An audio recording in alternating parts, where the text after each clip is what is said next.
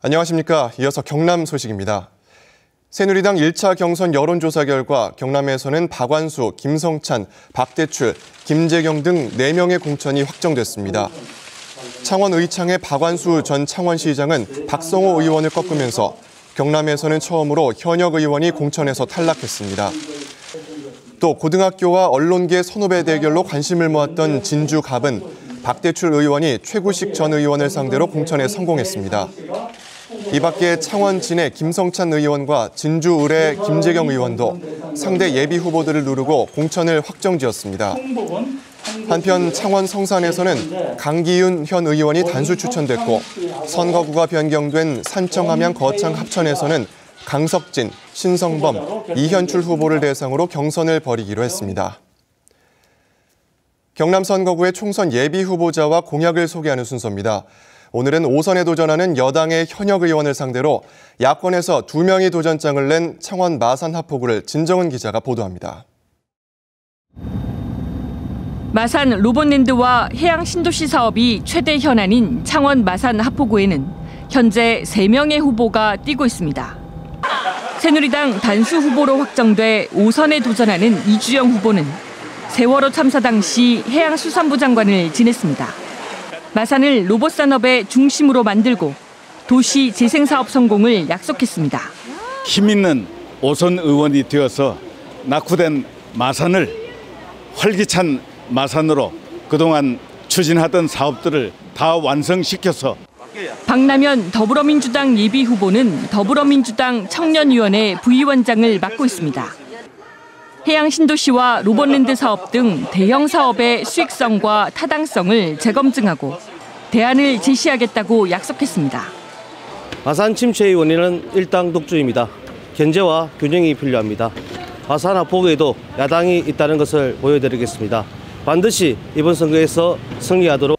이원희 노동당 후보는 현재 영화관 직원으로 일하며 노동당 마산 당원협의회 위원장을 맡고 있습니다.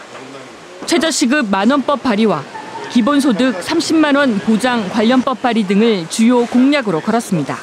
최저시급도 못 받고 알바를 전전하면서 일하시는 분들이 계십니다. 그런 분들의 목소리를 대표하고 그런 분들을 지킬 수 있는 법안을 만들기 위해서. 이 밖에 창원 마산하포에서는 새누리당 소속이던 정규원 예비 후보가 무소속 출마를 검토하고 있습니다. KBS 뉴스 진정은입니다.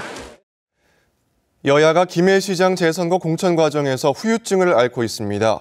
새누리당에서는 결선 투표에서 탈락한 김정관 예비 후보가 중앙당에 재심을 신청하고 1위 후보를 허위사실 유포 등의 혐의로 검찰과 선거관리위원회에 고발했습니다. 더불어민주당에서는 결선 투표를 통해 후보로 확정됐던 공윤권 예비 후보가 중앙당이 후보 공천을 무효로 하고 2위 득표자를 전략 공천하자 법적 대응 등을 검토하며 반발하고 있습니다. 새누리당 경남도당이 오늘부터 이틀 동안 거창군수 재선거 예비 후보를 대상으로 1차 경선을 진행합니다. 경선 방식은 1차 경선 상위 득표자 2명을 선정한 뒤 오는 16일부터 이틀 동안 결선 투표를 진행합니다. 거창군수 재선거에는 새누리당 김기범, 김호연, 김창호, 박권범, 윤수연 등 5명과 무소속 양동인, 변현성 등 2명을 포함해 모두 7명이 출마했습니다.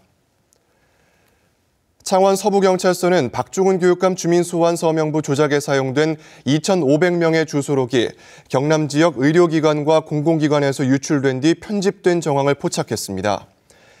경찰은 박치근 전 경남FC 대표가 박재기 전 경남개발공사 사장으로부터 주소록을 건네받은 혐의를 잡고 해당 병원과 공공기관을 대상으로 주소록 유통 경로를 조사하고 있습니다.